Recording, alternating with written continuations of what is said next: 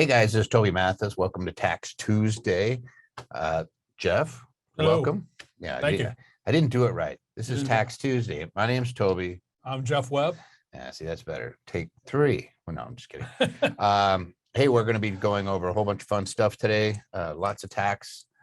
Lots going on in the world right now, obviously, but there's some tax issues coming up. I had somebody ask me, like, what about this corporate minimum tax? Psst, it's only for corporations that are booking income of over $1 billion. When I mean booking, it means that it's kind of like an AMT, which means it doesn't matter what your deductions are, we're going to tax you on it. So if you make $1 billion, you got to worry about it. No. All right, what do we got? Yeah, you could ask your questions. Some people are already doing it. You can go to the chat. You can say, hey Sherry, I see you there, and some folks from Raleigh. Oh, $1 billion. Yeah, so let me know where you're from. We'll call out your city and state if I can see it fast enough. Sometimes they fly through. Cancun, oh my gosh, Albion, Claremont, San Diego, Corona, California, Mooresville, North Carolina, Indio, California, Los Angeles, Northern Virginia, Greensboro. Oh my God, now they're going too fast. Miami, Montana, Morgan Hill, New Jersey, Rio Verde, Pennsylvania, Florida, Tulsa, Oklahoma. Yeah, and at this point, they're just going through too fast. There's El Paso, Huntington Beach, Dallas, California, the communist state of Washington State. Cheryl, not all communists are Washington. Tampa, Lakeland, Arizona, Santa Clara, Lawrenceville, Georgia, Boca Raton, Dublin, California. We got people from all over the place. We even have Hawaii in the house. Aloha. Chicago. And oh, the pro surf is going on there right now.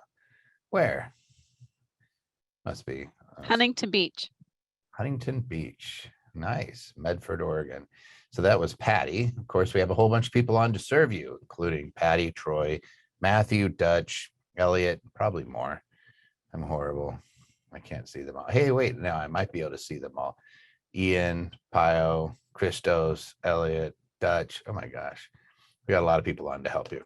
So if you have questions, you can go into the Q&A and you can post a question. If you have comments, put it in the chat. And a comment is, oh my God, what was that? Or if I ask a question and say, hey guys, what do you think of this? What do you think the answer is? Then go into chat. Otherwise, use the Q&A if you have questions for the accountants and the attorneys. They'll do their very best to get through. If you have really specific things to you, we will invite you to become a platinum client. It's a whopping $35 a month, and you can ask your questions away. People say, why do you do that? You should be charging $400 an hour like everybody else. Sure, it stinks. You know, we don't want to do that to you. I didn't like it when people did it to me, so we're not going to do it to you. There we go. We use the golden rule. What else we got? You can always ask questions during the week. You go to Tax Tuesday at Anderson Advisors. We get about 500 a week. It is pretty insane, and you can go through there. And then we pick the questions to go over out of those questions. So, and my picking process is, here's 10 of them. Slap them up. Just make sure nothing in there's too crazy. All right, so here we go. What are the tax implications of selling stock? And by the way, I'm going to read through the questions first, then we will go through them. Jeff just wants to answer them all. I'll be like, Jeff, wait, oh, yep, oh, wait. So we'll go through and tell you what we're going to answer, and then we'll go through and answer them. And if you have comments on it, by all means, you can do it. All right. What are the tax implications of selling stock and using the proceeds to invest in real estate? We'll answer that. Good question. I formed a business in Wyoming for anonymity. I look forward to flipping houses after I save enough from wholesaling. I have yet to get an EIN because I'm not sure how I should be taxed. Please advise for a beginner university student. Thank you, and I'm grateful for all your videos. We'll go through that. We are partnering with a friend to run an Airbnb business. We will buy the property and our friend will manage the Airbnb business. Sure, they would. I'm just teasing. Does this qualify us as professional investors? Professional something. We'll get to it. What's the best way to avoid taxes when getting income from forex trading? Forex trading. Can I get a hard money loan with no collateral? I bought a real estate course in April of 2022. And then I started my LLC in May of 2022. Can I write off the cost of the course as a business expense on my taxes? We'll go into that one too. The answers you will see are never quite as straightforward as you wish. Correct. Yep. So that's another great example. So we'll get into it. My investment style is to strictly invest in dividend yielding stocks, with the exception of a few growth stocks. Good for you. That's actually the smart move. I bet you're laughing at everybody right now. I always roll the dividends back into the generating stock. I never sell anything. In other words, they're doing a dividend reinvestment plan, or they're just buying more shares directly out of it. So my question is this: must I pay taxes on the dividends? Jeff, we will have to answer that one. That's the question of the day. Must I pay taxes? Maybe. All right. Okay. A syndication investment was sold in December. Because the Schedule K-1 wasn't marked final, some capital was held back. My CPA says passive losses can't be used to offset the capital gains. Is he correct? So we'll answer that one. I have heard you speak about revocable trusts. Can you tell us the difference between revocable trust and an irrevocable complex trust? I know you have said that with an irrevocable, you don't own anything, but wouldn't you want that so you can't get sued? Yeah, we'll go over through that too. And I have a nonprofit mentoring business that I often fund with my personal finances. Is there any way that I can write this money off on my taxes? Yeah, we'll go through all these really good questions today. Jeff, what do you think so far? I think they're good questions. Yeah. I think we're going to have some fun today. You ready?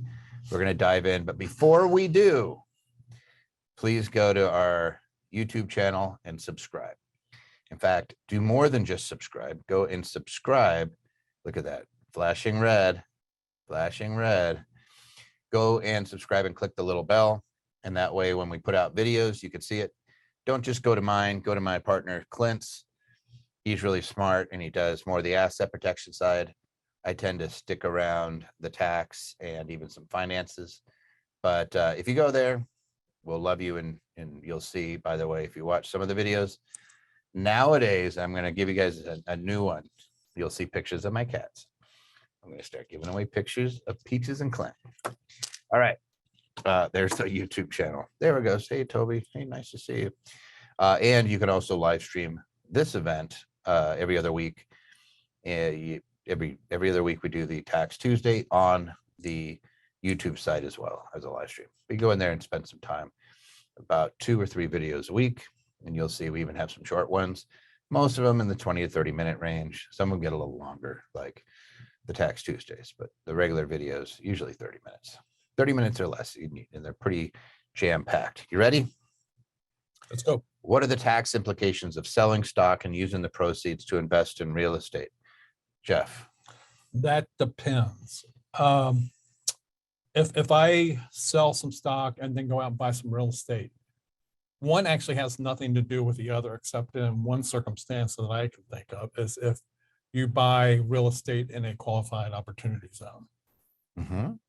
So if I sell my stock and I have a gain on it and take those proceeds and buy real estate in a qualified opportunity zone, I can defer my gains for a time.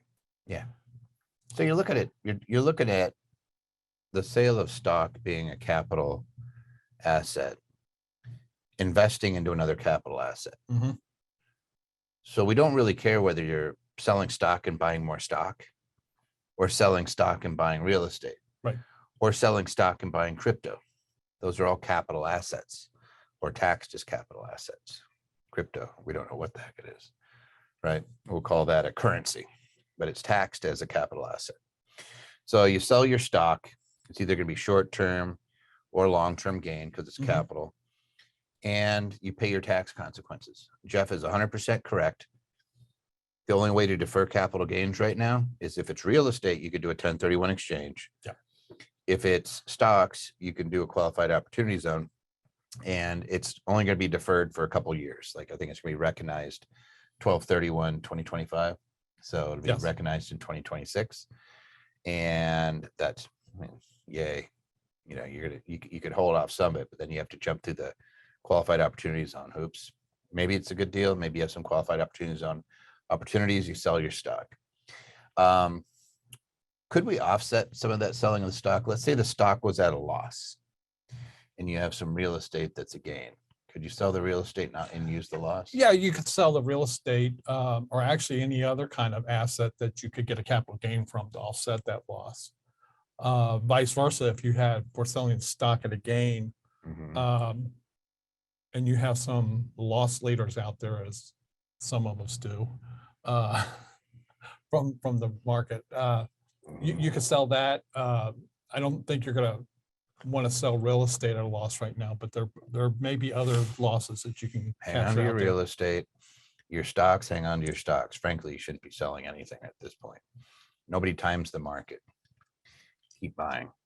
So beyond that, if you have some crypto at a loss, you could sell it and buy it back and offset Mhm. the sale of your stock. So like, this is weird.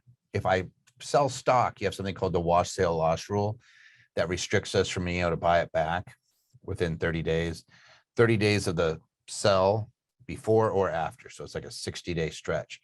But regardless, I can't buy it back. I can't create a loss. That does not exist with real estate or with crypto. So if I sell stock and I want to invest it into real estate and I'm sitting on some Bitcoin that's gone down a little bit, it might be wise to say, you know what, I'm going to offset that. So I bought Bitcoin at 69,000. It's now trading at 23, maybe a third of what I bought it for, but I know it's going to come back, Toby. I could sell it, take that loss, offset my selling of stocks, and buy the crypto right back. And be right back in the position I already was in. You got it. Yeah, you have your transaction costs, depending on where you did, you could avoid it, or you could do it. When do you do the 1031 exchange in order to avoid taxes against real estate capital gains? Anytime you sell, CC, as long as it's an investment property, even if you held it for 6 months, you can, as long as you follow the rules of the 1031, you could exchange real estate and buy more real estate. So I could sell a piece of property and buy 10 pieces of property. I could buy one piece of property. I could buy land. I could buy a mobile home park. I could buy a condo. I could buy a single family. As long as it's real estate, I can swap it as long as it's a equal or greater value. So do I do it prior to selling the property? No, you would actually you have to have a 1031 exchange qualified intermediary Right. when you sell to make sure that you do not receive the funds, or you do a reverse exchange where you do the same thing. You buy a property with a qualified intermediary, then you sell the previous property. That's called a reverse exchange. You could do that too. If you have questions on that, CC, either reach out to us or grab a 1031 exchange facilitator, because yeah, you can avoid millions and millions of dollars of taxes by doing the 1031 exchange. All right. Hopefully we beat this tax implications of selling stock and using the proceeds to invest in real estate to death. I'm going to do one more, which is, hey, I buy real estate and depreciate the heck out of it. Can I use that to offset my stock sale? Well, yeah, you can, because losses of other type of income can offset capital gains. It's just that capital losses can offset a lot of different things. Real estate losses? Well, that's assuming that you do qualify to take those deductions, those cost segregations and depreciation. If I cost seg real estate and it's passive, I cannot use it against my capital gain. Correct. Unless I'm an active participant or real estate professional, or that real estate doesn't qualify as rental real estate. It's an Airbnb or VRBO, which case then it's just ordinary loss. Yep. As long as I materially participate, then I could actually use it to offset my capital gains. But I never would, because capital gains, depending on if it's long-term, I would never want to use ordinary losses against it, just because it's taxed at a maximum of 20% anyway. The capital gains, long-term capital gains. But if it's short-term, I would use it for sure. Yep. Anyway, you see how there's like some little pieces to this. I wish it was just straightforward, but actually, I don't know if I do. I don't think we would be sitting here if it was straightforward. I think I'd be probably digging ditches somewhere. I don't know what I'd be doing. Buying more real estate. All right. I formed a business in Wyoming for anonymity. I look forward to flipping houses after I save enough from wholesaling. I'm going to give you the eyeball. right? I have yet to get an EIN because I'm not sure how I should be taxed. Please advise for a beginner university student. Thank you, and I'm grateful for all your videos. Jeff Rowe. Corporation. That's all I got. Yeah. If you are flipping or doing any activity, what type of corporation would you recommend for a young person? What type of corporation? Are you talking LLC versus Inc.? S versus C. Oh, definitely C. Definitely C. Start off. Yeah, if I'm doing wholesaling and possibly flipping, I'm going to do a C corporation. Yeah. So for those of you guys who don't know what flipping is or what wholesaling is, flipping is I buy a house to sell it, and it's not going to be considered a capital asset. It's going to be considered inventory. No different than if I had a grocery store and I bought Cheerios and stocked the shelf, or if I had a car lot and I had lots of Corvettes and I sold Corvettes. I don't get to write it off until I sell it, and it's a cost of goods sold, but it's ordinary income and it's subject to self-employment tax. Mhm. Wholesaling is I put properties under contract and I sign them, or I sell them to somebody else, or I buy a house really quickly and immediately sell it, which I'm like a dealer again, or I'm like a flipper. In any of those, it's no different than making pizzas. It's active ordinary income. Now, Jeff Rowe's going to a C Corp, more than likely because we know we can zero it out. Like we'll have lots of expenses, all of this little cell phone here, 100%. I have a corporation. I don't have to figure out what portion is personal versus business. If the business gets a benefit from it, writes it off 100%. This computer writes it off 100%. You're a college student. I'm sure you have lots of things that you're having to incur that you can reimburse. If it starts making too much money, now we might want to consider making an S election if you're going to use that cash and you're going to live off of it. But otherwise, you still get a benefit. Some people don't realize this. You can get a benefit even with the C Corp if you're paying it out all in salary. There's still some benefits there because of the way the employment taxes work. But versus a sole proprietor in my book is like the wrong entity to be, the wrong thing to be, just because your audit rate is, as of today, about 400 to 1,600% higher than its corporation counterpart.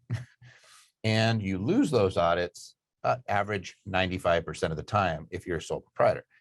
So I don't want to invite that into my tent. I would prefer to just not be molested, and I can write off so much stuff with my C Corp, then I'm not too worried about it. And even if you make a bunch of money in a C Corp, here's a hint. If I don't want to pay it to myself, I might start loaning it on projects. So when you do your first flip, you could actually do it through that C Corp. I might set up a separate LLC just for that particular flip, depending on the value of it. Mhm. But from a tax standpoint, that C Corp is now your friend, and it's going to be protecting you liability and giving you a lot of tax benefits. So I agree with you about setting up an LLC for each flip. What about the wholesaling?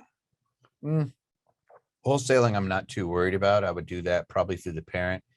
If I'm doing a lot of wholesaling and I'm concerned if I'm actually taking title and I'm going to do a double close, I might use a separate entity for that. Just if I'm worried about getting sued 10 years from now for something I'm doing, then I might do it. But I've only seen that happen once, and it was a chain of title up in Seattle of all places, where they were about the 10th owner back and they got sued. And again, as long as you have good insurance, you'll be able to take that out. And by good insurance, I mean, if you're wholesaling, you're probably not carrying much, but make sure you have personal insurance and make sure that you have an umbrella policy to cover you in the event that you don't have your regular homeowners or renters policy doesn't cover you. But I'm not too worried. You don't have anything to take away, honestly. When you're getting started, I'm not too worried about lawsuits. A lawsuit nowadays, 4 years, 250,000 probably to take it to trial, and you can make them suffer. So most people don't. Usually with a lawsuit, it's more the nuisance value and the emotional toll and taking time out of your day to have to deal with it.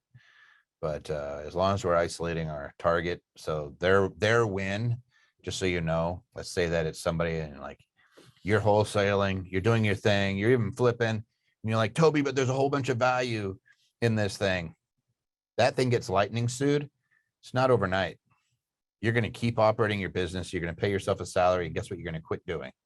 You're going to quit buying any more deals in that particular entity. And it's going to be drained of cash on its own.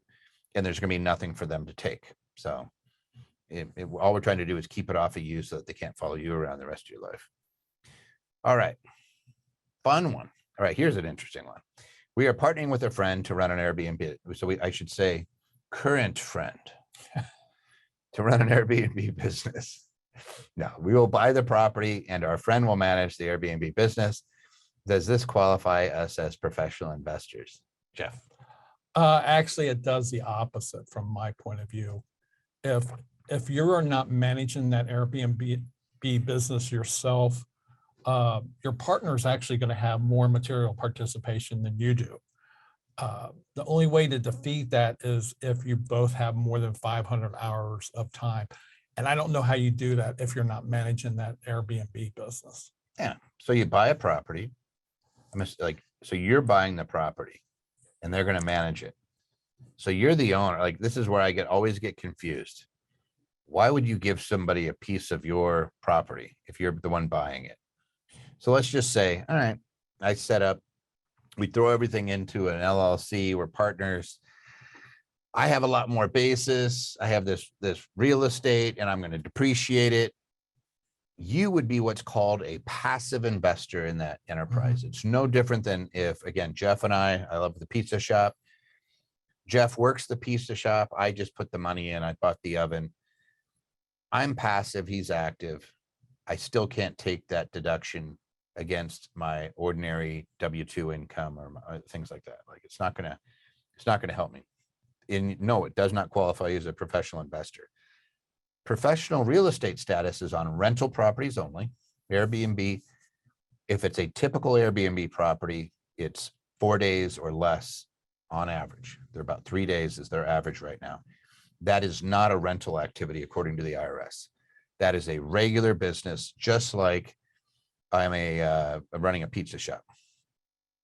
Your friends, if they're managing it, they would be the material participant. They would get the deduction that would flow through under their return and offset their W-2.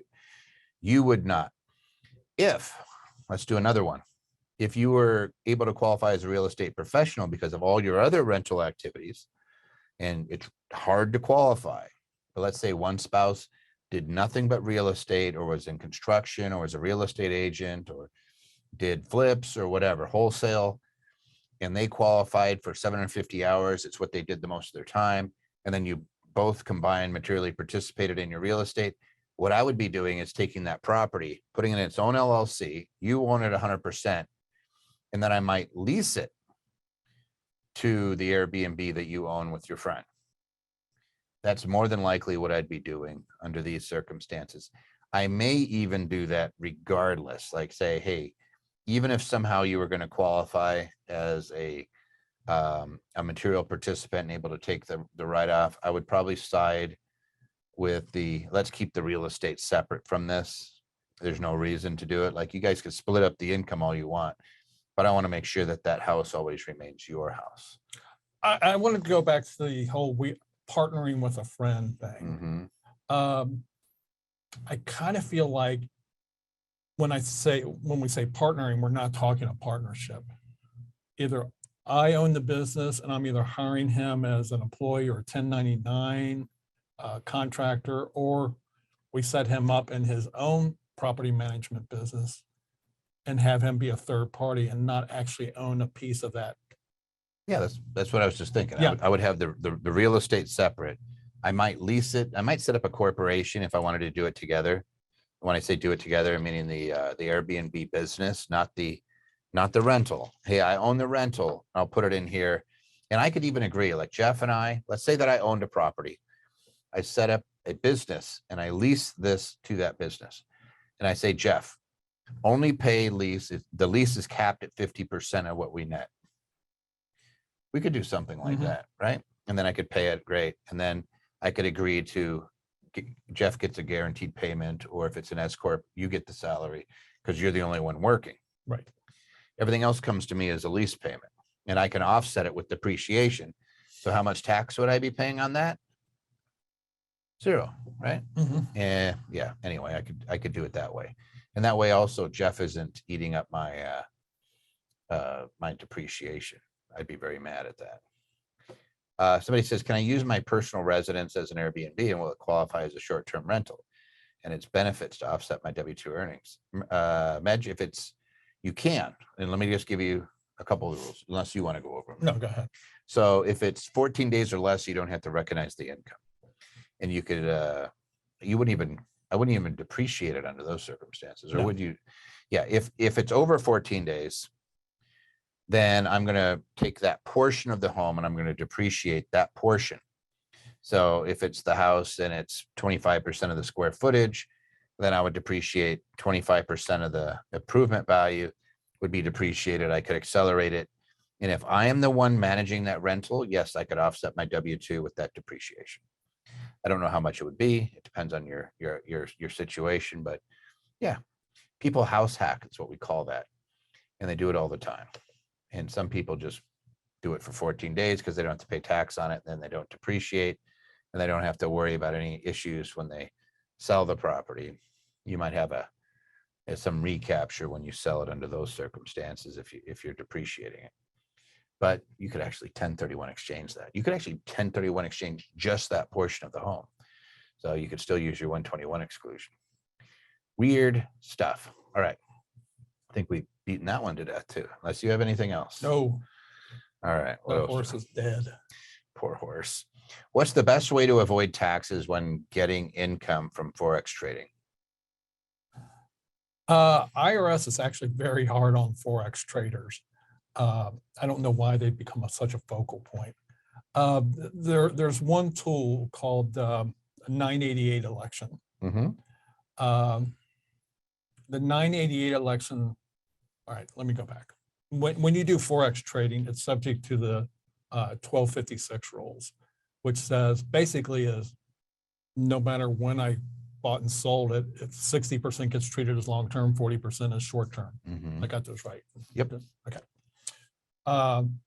The 988 election allows you to change those capital gains into ordinary gains. Mm-hmm. So why would I want to do that? Doesn't really make sense. Well, it makes sense if you're not very good at this forex trading And you want and you're loss. losing money. Yeah. You usually don't see deductions against forex. I mean, you can create it with Right. the way that you create it typically is to have a structure for the forex trading managed and partially owned by another corporation. So you might have a partnership owning the forex account, 80-20, 20% to a corp. The 20% goes to the corp automatically, and the corp would use that money to fund all the expenses. And Jeff's absolutely right. You'd have the 1256, the 60-40 split on anything that's futures looking. I think Right. it is what it's going to boil down to. I don't think it's on all. And I think it defaults. I thought the default was the 988 on forex. Futures contracts are default 1256, right? Yes. And so I can't remember. I wasn't sure about that, which way it defaulted. I do know that you can revoke that election, but you got to do a private letter ruling. I think you can do it per transaction. I think you can actually state, unless you're going to treat it all as one. So I think that it's, don't quote me on it, but I believe that it's 988. I think is the exception. Oh no, you said it was the exception to the rule. I think it's the rule and the exception is the 1256. If you're designating a futures, something that could happen in the future, then I could treat it as a 1256. Otherwise, they want to currency trading is going to be ordinary income. I think it's always ordinary income. The only one that's not is futures for sure. And usually that's commodities. And then if you're doing future looking forex contracts, then you can elect to treat it as 1256, I think. But it gets muddy no matter what. So here's the rule. If you're doing forex trading, make sure you have an accountant looking at it. And then by all means, if you're not profitable at it, which is about 80% of forex traders, is that fair? It's hard to beat the computers. It is really hard to beat the computers. It's tough. And anybody that's actively short-term trading, I know there's those of you guys who make money at it, but I'm just saying that in our experience, and the studies have shown this too, you have about a 4% success rate. It's hard to time the markets. I'm going to get some hate mail. And a bunch of people are probably going to leave. You just told me I'll never make money. No, I'm just saying that you better be really good at it. You better have really good mentors. You better have people that are watching you while you're doing it. Trade as a group and be smart about it. If you're gambling, you'll lose eventually. And it's always big. Let's see. Can I get hard money loan with no collateral? Maybe. We get them all the time, actually. This is going to depend solely upon the lender. So hard money loan is money from a private lender, not from a bank. And if they want collateral, they're going to ask for collateral. Yeah, you know what? This is where it gets really funny. Whenever you have lending, remember the 3 C's: cash, collateral, or credibility. So if you have cash, you can always take a loan out against the cash. I think I may have talked about this last time, where I used to buy a CD. Anytime I'd open up a business, I'd buy a CD at that institution. I'd use it as collateral to get a line of credit. And then eventually they wouldn't need the CD as collateral. And now I just have a business that has an open line of credit, and then over years it would expand. So even now, like, we have businesses that have large lines of credit. We just don't use it that often, right? So that's the cash. Collateral is like if I'm doing a car loan, house loan, something where there's something that they could take. So the home loan's the obvious one. Hey, I'll loan you money, but I'm going to take a mortgage out against your property. And then you have the credibility, where it's just your credit score. And we've all been young people, and young people have no credibility. So even when they do a collateral loan, they may say, like on a car, they may still say, we want somebody else to co-sign. So when you're doing a hard money loan with no collateral, what you're really doing is doing a personal loan. And yes, there's lots of people that'll give you a personal loan. There's credit cards that'll give you cash advances. There's people that'll give you a line of credit just off your signature. That's all it is. Hard money usually says non-traditional lender, maybe non-bank, but you could get a loan without collateral. Speaking of collateral, you can also get loans with collateral. And I was just I was emailing back and forth somebody at Morgan Stanley, and they still have loans below 2% on their security backed lines of credit. Again, the collateral is the stock. They will loan you now because what do you think is going to happen in the stock market? They're looking at it going, this is the worst start of the S&P since 1970. There's one direction it's probably going to go. Inflation's going nuts, which is a driver to growth. Even if we went in a recession, they're probably saying, hey, you know what, you're probably going to be pretty good. Mhm. They'll give you a security backed line of credit, usually up to 70% at really low amounts of money, even though mortgages are up. So everybody goes, mortgages are 5.5%. But yeah, there's still 2% and 3% loans out there. But the Fed just raised their rates by 0.75%. Mhm. Since then, mortgage rates have dropped. Because they're not tied to each other. Well, I know they're not, but it still doesn't make sense. Here's a question. What are the mortgage rates tied to? What do they follow? Anybody out there know on chat? What are the mortgage rates tied to? Is it the Fed or is it something else? Let's see. Bonds. Somebody says bond. It's the 10-year treasury. And we inverted. In other words, they'll give you more money for the bond for a shorter period of time than they'll give you for the long period, which tells you like, So yeah, 10-year treasury. So what's going on is the 10-year treasury has been going down. Yeah. The short-term treasury has been going up. That's called inversion, which they always go recession. So the 10 and 2, so the 10-year treasury is gone below the 2-year treasury. The 10-year treasury is slightly below the 3-month treasury. It's like within a few, I forget what it is, but it's really close, like a fraction of a percent. And then they'll start screaming, we're in a recession again. Actually, they're already screaming we're in a recession. Right. I just tried not to listen to them. I go, da, da, da, da, da, da, da. But the treasury, so the 10-year treasury has been down, which is, again, why has the mortgage interest rate been shooting up? The 10-year treasury has been kind of been in the garbage all year. In fact, this is the first year, I think, where we had the first 6 months where bonds were down and stocks were down. Usually it's one or the other. But it's a funky time if you like those types of things. If you have an economist You just walk up to them and go, did it invert? And then they'll be like, yes. And you go, oh, the 10 and 3 inverted. And then they'll go, no, no, no, no, the 10 and 2, the 10 and 2. Just pick on. All right. Sorry. Keep me in the corner. All right. I bought a real estate course in April of 2022 and then started my LLC in May of 2022. Can I write off the cost of the course as a business expense on my taxes? That depends. Mm. It's going to depend primarily on how your LLC is being taxed. If it's being taxed as a corporation, a C corporation, you can use those real estate costs, have your C corp reimburse you for them, and they would be startup costs to your C corporations. Is there a cap on that? There is not a cap exactly. It's kind of capped on how much you can deduct in the first year. So if I paid $5,000 for my course, I'm going to be able to deduct all that in the first year. Hmm? Yeah, so that's a startup expense. Yep. So that's option number 1. What's option number 2? You could deduct it as the real estate course is being used. That is, if I paid for it in April 2022, but I'm actually not doing anything until. What if you're already a real estate investor? Oh, if you're already a real estate investor, I assume not in this case, but if you're already a real estate investor, then or a real estate agent even. Anything. Yeah, I could write it off if I'm if this meets your needs for your current occupation, then yeah, you could write it off immediately. I would think you could still write it off even if I'm an investor, because we had the Woodward case. That was actually a guy that went to one of our events and he didn't bother to listen to us, listened to his accountant and got tased. And ended up being a tax case. So not that we took glee in that, but it was kind of weird because we had our notes on it. Always cover your good tush, right? And it was kind of funny.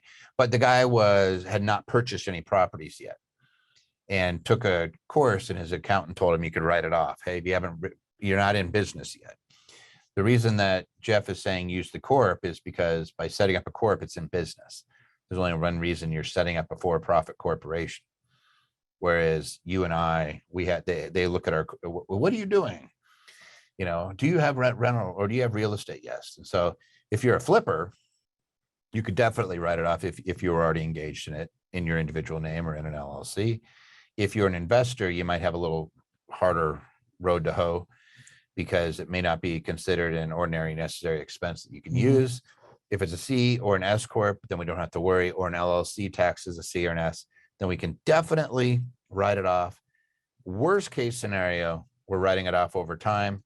Best case scenario, you already have revenue coming in there and it's literally just reimbursing you for that education. One thing I don't like about putting it on Schedule C, and it may be a legitimate expense. I've been flipping for a couple years. But if I have this giant education expense and I'm putting on my Schedule C, it may be legitimate, but it may be waving a flag to IRS to come look at me. Did I mention that sole proprietors lose their audits 95% of the time? And I've heard that. Yeah, they get absolutely rooked. So yeah, you don't want to be a sole proprietor, especially if you're on the audit. You just don't do well. It's not, your stats are not in your favor. Speaking of being in your favor, if you want to put some stats in your favor, come to a tax and asset protection event. They're absolutely free. Do them about twice a month. They're always a little bit different, but we have one coming up on August 13th. You could certainly register. Again, it's well worth your time. Has anybody been to the tax and asset protection event? And what would you tell somebody who is thinking of it? Let's see. Somebody says they figure sole proprietors are less sophisticated and won't fight back. Actually, yeah, a little bit. You know who they love to audit? They love to audit the people taking the earned income tax credit. Benny says, I've been a couple times. I highly recommend it. Agnes says, yes, go several times. Go to the tax and asset protection now. Somebody's just really like, you will go. You always learn enough to get a headache. That's great. Tax events are incredible. So informative. Thank you. Thank you. Sign up for next session. So I won't keep reading that. That's why you need to go more than once, because of that headache gets less and less the more often you go. This is good. Yeah, a lot of people down there going crazy. I highly recommend the workshops. 1 and 2 was time well spent. I've been a couple times, and I suggest reading Clint's book. It's one day Saturday. All right, let's keep going.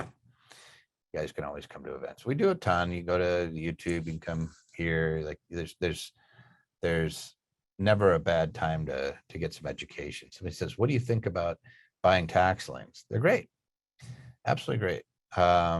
You'll probably end up with a lot of properties depending on where you go. I was gonna say, do you want to end up with the properties? Yeah, some people buy them just because they want the interest, but to me, it's like you don't really lose. It just depends on where you're at. Somebody says, any plans to do an in-person event? We're talking about doing one in December, talking about it. Every time I see big in-person events, I'm always thinking like it's a super spreader event. And no matter what, someone's going to walk away and say that they got sick from something. But we'll probably start doing them again. It's fun to talk behind the camera, but it's more fun to see people and see what's up. Plus, you can goof off together. I think I skipped one. Oh, did I skip one? All right. Yeah. All right. My investment style is to strictly invest in dividend yielding stocks, with the exception of a few growth stocks. I'm good with that, by the way. I would not be investing in growth stocks. Never been a big fan of it, but now I'm like less of a fan of it because that is gambling. I like companies that have good free cash flow and pay it to their shareholders. If I'm going to invest in something, I want to get paid. I don't want to give companies a loan, an interest-free loan, right? I always roll the dividends back into generating stock. I never sell anything. So my question is this: must I pay taxes on the dividends, Jeff? So my investment strategy is throw lots of money at growth stocks that have never turned a profit. That I'm just kidding. I hope that someday it'll be worth something. Then when it goes up, you're like, yes, I made money. And then they take a big chunk of it. So yes, well, let's put it this way. The dividends that you receive during the year that you're reinvesting through the DRIP dividend reinvestment plan are taxable income to you. So I have $100 stock, I receive a $1 dividend. I have to report that $1 of dividend. Mm-hmm. But that gives me $1 of basis in that dividend. Now, whether or not you're actually going to have to pay taxes on those dividends is going to depend on where you fall in the income brackets.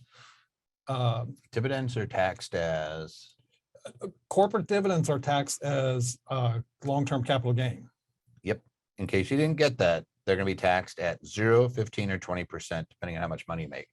So if I'm a typical person, let's say that I'm an average individual, according to the Census Bureau, I'm a couple and I make $92,000 a year. How much would I pay on my dividends? You'd pay 10%. Because I think the cutoff's at 80 something. 87,000, but I have a standard deduction. That was a trick question. I love it. I just sucker punch Jeff all the time. He is correct. Yeah, so I take my standard deduction. I probably pay 0 on it. But yeah, you're right. It's 88,000 married filing jointly. Anything below that is 0 long-term capital gains rate. So if you have dividends, you might be paying 0 on it. You might be thinking you're paying tax on it, but it depends on where you're at. Otherwise, between 88,000 and 527,000-ish, you're paying 15%, which is yay. It's still great. Or if you don't want to pay tax on your dividends, guess what you do? You invest through your 401k, your IRA, your Roth, or some account where it's tax deferred or tax free in the case of a Roth. And then you just let it, but DRIP is actually, even though you're reinvesting it, they still make you pay tax on it, but it's preferential tax treatment. Nice thing I like about the DRIP too is it's a form of, what do they call that? Where your average. Oh, your dollar cost average. Dollar cost averaging at the same time. Which, by the way, there's a ton of studies on it. You're better off investing through a bear market and continuing to consistently invest than trying to time the market over and over and over again. In fact, if they show you that if you had timed the market perfect and invested versus if you just continually invested through bears and going up, you're actually better off just to continuously invest. So I know some of you guys are like, no, it's not the case. I heard from this guy who sold me option trading course. That's not the case. Yeah, it is. Here, probably the best investor on the planet is a guy named Warren Buffett, right? And the whole thing about Warren Buffett is he's a really great investor because you pretty much have 100%. If you're in dividend stocks, you have about 100% chance of having profit and having great success, like in being and completely getting all your money back out in 20 years. It's like 100% versus everything else where you have a real chance of loss. So it's one of those few things where I could say with about 100% certainty, if you invest for 20 years, you do this. I don't care whether the market's going down 50% up. Historically, you are going to be making money, period, on your investment. Like not just your money back, but you're actually making returns. And there's nothing else that really gives us that. Oh, it's the Pelosi's. You're just mean. Lance is being mean. He's picking on our Speaker of the House and her husband, who are excellent traders. But the truth is, Lance, if you look at Unusual Whales, a bunch of Republicans beat them. They just don't talk about it, which is like, let's just be honest. It's just freakish that they let Congress invest. In fact, up until what year was it? I think it was about 15 years ago that they stopped them from being able to insider trade. It used to be legal when I got into this business. It was legal for Congress to insider trade. Yep, somebody says, you are correct. I am an Unusual Whales member too. They're doing great research over there. See, you have to be a whale. You have to be an ape and you have to be a whale. If you don't know what those are, don't know how to help you. All right, let's keep going on. Oh, by the way, if you're doing this, this is one thing. Whoever it is that wrote this, you want to add some money to your collection, start selling out of the money covered calls against that. Those stocks, and you'll get an extra little bit. My wife holds all stocks and had about $3,000 paid to dividend and $10,000 drip. I earned 200K, but she does not. Should we file married but separate? That's interesting. So I'm sorry, somebody asked that in the chat. My wife holds all the stocks and had about, so she made about 3,000 in dividend and 10,000 in drip, and she would be at zero. But my guess is that you're probably going to be better off filing jointly, but you should have your accountant calculate that, Randy. Yeah, married filing separately. I won't say never. Almost rarely, never. Yeah, rarely. Works out better. I sat there and said that to one person. The only reason I paused is because somebody says, I think I'm better off doing it one way. And I was like, there's no way. And then I went and calculated and I was like, yeah, actually you are. Your accountant's smart. I'm an idiot. So it's the rule that you should never violate. And it's the 3 rules actually of all things financial. If you guys don't know these, this is the one thing where you might want to write this down, is to calculate. I wasn't sure what the third one was. Those are the 3rd rules. Yeah. Rule number 3 is look at number 1. Yeah, do your calculations and don't listen to dorks like me when we pontificate. Get your pencil out and let's figure out what it is. All right. A syndication investment was sold in December. Because the Schedule 1 wasn't marked final, some capital was held back. My CPA says passive losses can't be used to offset capital gains. Is he correct? I'm going to disagree with your CPA. And here's why. Normally, when you get a well-prepared K-1, it gives you a list of activities. Mhm. The syndication could own a couple properties, and each of those properties are an activity. The LLC, the syndication itself is not the activity, even though it could be an activity because of its ordinary losses and stuff like that, but probably not. So once you sold your activity, which was that piece of real estate, that should have freed up all the losses for that piece of real estate. Mhm. 100%, with one exception. You got the exception. What's the exception? If you are a real estate professional that has made an aggregation election and you have other properties aggregated in with this, it does not free up that loss. But you took the loss already. Yeah, you've been taking loss all along. Unless you already had the loss and then made a real estate professional election, which is why we look at your loss carry forwards before we do that. But you're absolutely right. Yeah, the final return means nothing. What they care about is there a liquidating an event, and the liquidation event that the IRS would look at is, did the syndication liquidate its assets? So if it has 3 properties and it only sold 1 at a loss and the other 2 it's still holding, then that's not substantially all of its assets. If it sells 2, I think you're closer to substantially all of its assets, depending on the value. If it sells 3, it's definitely done a liquidation event for itself. And then whether or not it continues to operate is immaterial. The other option is you sell all your interest in the syndication. Then you would be able to free up that loss. Now, here's something else to think about. I'm holding this real estate activity in the syndication. I sold it at a gain. That capital gain from selling is passive income. That passive income, passive capital gain can offset any passive losses you have in that activity. Yep. So there's more than one way to skin a cat. So in other words, your CPA is wrong. I'm just gonna have fun. No, there might be one of the exceptions as to why. So we don't know what they're looking at, but my guess is if they're thinking that that has to be a final return, there's no such thing that I've ever seen. From what you've said, we believe your CPA may be incorrect. Yeah, you're so nice. Your CPA may be incorrect. No, your CPA, we're not perfect. I'm not a CPA. I'm just a lawyer. CPAs are your CPA. You're perfect, but most CPAs, we're just human beings. So somebody says, what's the second one? Oh, the second one of the 3 rules is calculate, John. John is calculate, calculate, calculate. We have to calculate. What's the third one? To calculate? Possibly. I can't remember. I think the third one was looking at the first one. What was the first one? Yeah. Yeah. I forget. All right. I have heard you speak about revocable trusts. Can you tell us the difference between a revocable trust and an irrevocable complex trust? Well, the spelling, obviously. I know you I know you have said that. With an irrevocable, you don't use anything, but wouldn't you, or that you don't own anything, but wouldn't you want to, wouldn't you want that so you can't get sued? So let me make sure I understand this. I know you said that with an irrevocable trust, you don't own anything, but wouldn't you want that so you can't get sued? All right.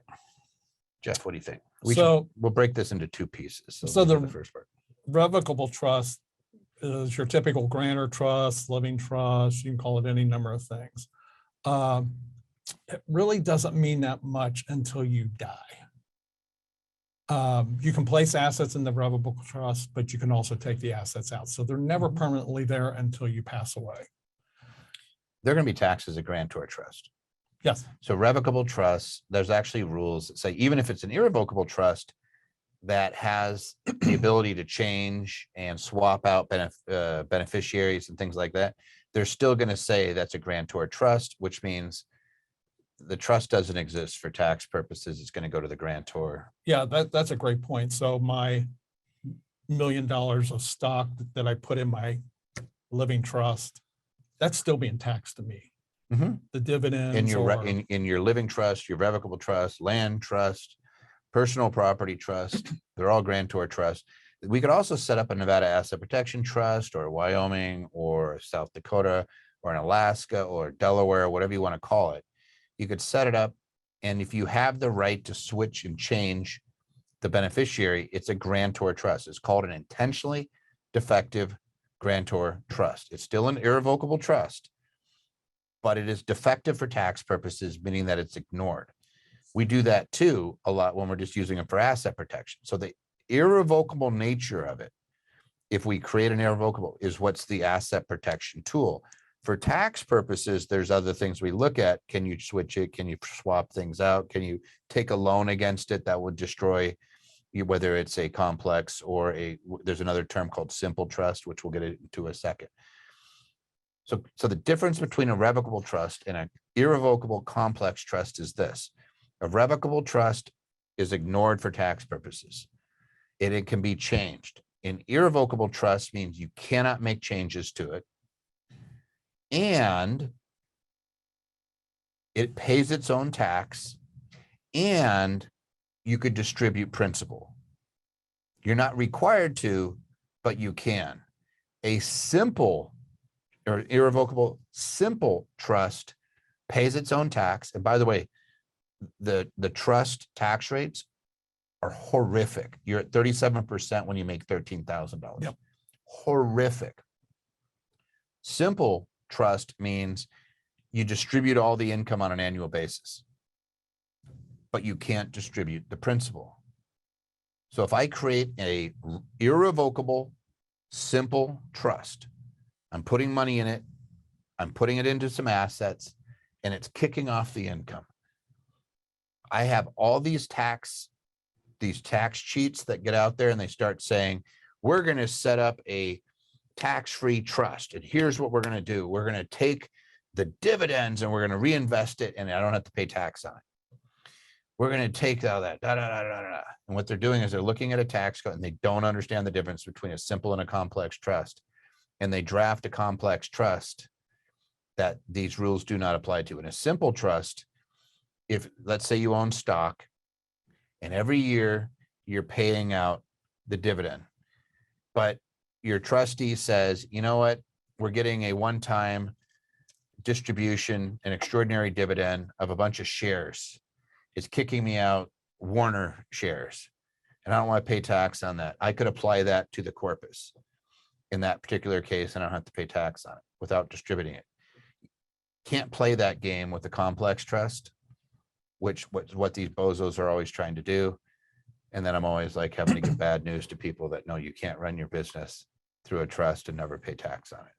But he told me you can. Yeah, they're completely wrong. But here's what it is. The difference between the revocable trust is it goes down to you from a tax standpoint. In an irrevocable complex trust, if there's any income left that's not distributed to you, it's taxed at the corporate rate. If it's distributed to you, it keeps its nature. So it could be long-term capital gain, short-term capital gain, interest income, ordinary income. And then an irrevocable, if it's in a good jurisdiction and it's well drafted, it'll be almost impenetrable from creditors of yours because you don't own it, right? If you are in control of that puppy, now we broke it and more than likely it's going to be a grantor trust. And then you better have good statutes like Nevada to protect it. Anyway, sorry. One other thing I wanted to bring up and a difference between a revocable trust and irrevocable trust is, let's say I put 100,000, my cost and my assets about 100,000, fair market value of $500,000, and I put that into my revocable trust. I die, my beneficiaries get the stepped up basis. They get the $500,000 basis, not the 100,000 basis. Whereas in the irrevocable trust, if I put that same $100,000, my cost, and it's worth $500,000, their basis is 100,000 because Correct. it's considered a gift to the trust. The trust basis. The trust basis. But that would only be if it's not an intentionally defective trust. Correct. Right. No, absolutely 100%. That's why you don't play with these things. I don't do, me personally, I could count on two hands how many complex trusts I've put together. More than likely, it's going to be an intentionally defective because I want to have the ability to work with it. I do the complex if it's a living trust that's going on, then that's a different animal completely. But we're not trying to get any, at the time it's revocable and then it becomes irrevocable after you pass and everything's already stepped up. Yeah, a complex trust allows you to control what's going out to the beneficiaries or whoever's the trustee. Whereas a simple trust, it makes money, it gets passed on to the beneficiaries and they deal with the taxes. Somebody said, I did a trust because I thought it would take everything out of my name. Not. They can actually be pretty effective, but it might flow onto your return. And then the only question is whether somebody could see that. Somebody says, CPA says you cannot use passive losses to offset capital gains. He did not clarify what type of capital gains. Wouldn't passive losses offset only passive capital gains, but not portfolio capital gains and not capital gains from active business? Well, if this is the one we were talking about before, once the activity is sold, the losses are no longer passive. Yeah, I don't know. I don't really see passive capital gains. I know you mentioned it, but I've never Well, really seen it's anytime you sell passive activity for a capital gain, it can offset any other passive losses. any other passive losses that gain.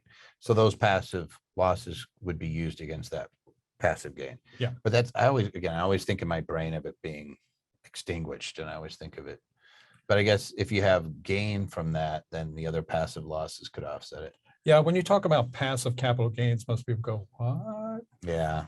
So it's always whether you have a passive activity and you have capital gain from the passive activity, then you could offset it with other passive income. So it's always looking at, all right, so I have again, you're looking at the syndication. I'm a passive investor. It's passive activity. I get rid of that. Then if you have any other passive activities rolling around out there, they could be used to offset it. Sounds like that's what you're saying. Mhm. I'm not 100% on that. I'll be honest. I want to dig into that, but you probably looked at it before. So it'll be good for something that we'll have some fun on. Because I keep thinking about somebody liquidating their syndication and having a big capital gain, and then buying another piece of real estate, depreciating it to offset that capital gain. Could they do that? In the same year, Yeah, I'm a doctor. I invest in a syndication. That syndication eventually liquidates, and I have all these capital gains. And then I go and could I buy another piece of real estate or another syndication and use that depreciation? Let's say they accelerate the depreciation the same year. Could I use that depreciation, because it's passive, to offset that capital gain from the previous syndication? yes, if it's all done in the same year. If it's all done the same year, then you Mhm. could. Okay. That'd be pretty powerful. You can check me on this. I got to look at it. It's not clicking a bell with me, but that doesn't mean it's not true. But if you're looking at it, there's a lot of clients that would actually benefit from that when they're looking at the exits of their investments. That'd be huge for them. Because I know that a lot of times we're looking at other means to lower their income. Mhm. A lot of times it's Airbnbs and things like that. So this might add another tool in the toolbox. I have a nonprofit mentoring business that I often fund with my personal finance. Is there a way that I can write off this money or write this money off on my taxes? Here's how I would do it. I would let the nonprofit pay its own expenses. Let's say they need to go out and buy a computer. I give them the cash, they buy the computer. Mhm. And every time you give them cash, they should give you a receipt. Now, I think we're kind of talking about like in-kind contributions where I'm doing something for it. Yeah, that will work. I'm just not real crazy about it because it's harder to document. Mhm. It's harder to prove. What I would say is, I think the easiest way to look at it is anytime you put money and you fund a nonprofit, it's going to be a charitable donation, Mhm. so long as you document it. So what I would be doing is documenting, and then the organization is paying that expense. Now, because you donated it, the question is whether you could write that off, is whether you exceed your standard deduction. Yep.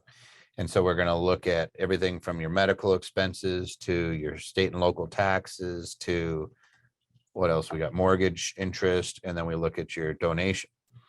So if you are above your standard deduction, then you would get to write it off. Otherwise, you wouldn't. And again, depending on the type of business, what I might suggest for you, if you're in the it wouldn't case, is that you mark it as an expense that needs to be reimbursed as an employee, and reimburse yourself if ever the nonprofit mentoring business makes money. I mean, it sounds like it's doing something and there's revenue coming in because it's mentoring. If you're just giving away that service, then you may not get that deduction. Yep. If it's not in excess of your standard deduction. So you see that with a lot of people. Hey, I'm making $50,000 a year. I'm donating a lot of my time, and I'm giving money to my church, or I'm giving money to this organization, but I don't get a benefit for it. And I'm looking at it going, well, your standard deduction right now is $12,950. If you're single, it's close to, it's double that pretty much when you're married, which is like, it's again, 25,000 plus. And unless you're giving away a lot of money, chances are you're not going to get a benefit from it. About 80% of people file the standard deduction right now. So about 80% of the people are getting no benefit for charitable giving. And trust me, the charities know this because they took it in the chin in 2017 when they passed that law. It was much more beneficial for the charities when it was a lot smaller standard deduction. Once they capped that state and local tax deduction, The SALT deduction. yeah, it made it really hard to get to that married filing joint get above that standard deduction. Yep. And so what I would, I remember I did a Tax-mageddon, I think is what I call that, when they passed the Tax Act, the Tax Cut and Jobs Act in 2017. We did a thing, Tax-mageddon. And one of the first things we said is, instead of giving in 1 year, get used to giving in 2 or get used to giving in 3 years. In other words, put your money aside, save it, save it, save it. Instead of giving money to your church every week, just say, hey, you know what? I'm going to put the money aside and I'm going to give it. Maybe I'll give nothing this calendar year, but on January 1st, I give it a whole bunch. And then by the end of the year, I give a bunch more. And what I'm doing is I'm shifting that donation into 1 year so that I could try to get some benefit out of it. Some people are up for that. Some people aren't. Yep. Or if you have capital assets, you might give a capital asset to the church and say, you know what, can you sell it? Maybe it's stock. You sell it. That way I don't have to pay the capital gains on it, but I get to write off the fair market value. Maybe that's something you're doing instead of giving cash. So like we went through all these different scenarios. Same thing with crypto. Like when it was going way up, people were like, hey, can I give it to my church? Yeah, you can give it to your church, and your church can hold on to it till it's worthless or sell it. I'm just teasing. I do love that whole strategy of giving either something large or giving a couple years in advance. One thing I usually suggest, especially if it's a church or something like that, is you let them know, hey, I'm giving you my next 3 years worth of contributions. Don't expect this every year. Yep. I'm on the board of a company and an investor. No compensation from the business. Would this qualify as active participation if we keep accurate minutes and records of meeting? Active participation is a real estate term. I think you mean material, and that just depends on how much time. And if you're a board member, chances are they're going to treat you as, if you're at least doing, well, there's more than likely you'd have to do over 500 hours, because I can't imagine that there would be a material participant with as little as 100 unless it's really not an active business. But if it's a traditional business, to be a material participant, you really got to put about 500 hours in it. I think that's it. So there's the YouTube again. If you feel like subscribing and doing a deep dive on any of these things, I have a feeling I'm going to be doing a video at some point on exiting syndications and passive capital losses and things like that. It'll be kind of fun. We don't know everything. If that's one thing that you'll learn from these sessions, is that we're curious and we'll dig into it, but nobody knows everything. But you can ask, how does it get treated, or how could I get it in a fashion that benefits me from my tax standpoint? Somebody says, I donated $6,400 to start a nonprofit for my wife. Is that deductible? Yeah, it'll be treated as a charitable donation, John. Whether it's deductible is depending on your standard deduction, obviously, and whether it exceeds that amount. So sometimes yes, sometimes no, but you're doing the right thing by donating anyway, no matter what. All right. Go to the YouTube. If you have questions and you want to get them answered, send them to us. Tax Tuesday at Anderson Advisors. And of course, visit us at Anderson Advisors. You go into our website, sign up for, you can see where there's about 5 different classes that we teach. Some are a little more advanced. Some of them are more basic, but in any event, tons of material. Anything, Jeff? Nope, that's all I got. Then I'll say this: Elliot, Troy, Matthew, Dutch, Pio was on, Ian, Christos, Patty, Matthew, all these guys are on there in the background answering your questions. They do a great job. So thanks again, guys. It's a team effort, and we enjoy the fact that you're spending time with us. So hopefully you got something out of it. If nothing else, we will see you in 2 weeks.